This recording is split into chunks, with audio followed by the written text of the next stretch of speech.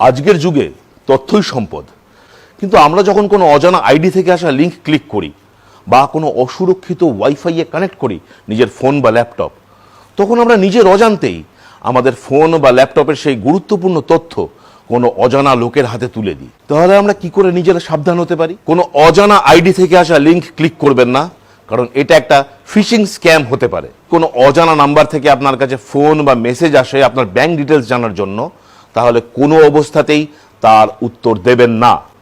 Password ব্যবহার করার ক্ষেত্রে সতর্ক থাকবেন। সর্বত্র এক পাসওয়ার্ড ব্যবহার করবেন না। পাসওয়ার্ড ব্যবহার করার সময় মনে রাখবেন, আপনি যদি অ্যালফাবেট, নাম্বার এবং সাইন মিলিয়ে ব্যবহার করেন, তাহলে হ্যাকারদের পক্ষে সেটা ক্র্যাক করা খুব অসম্ভব হয়ে দাঁড়াবে।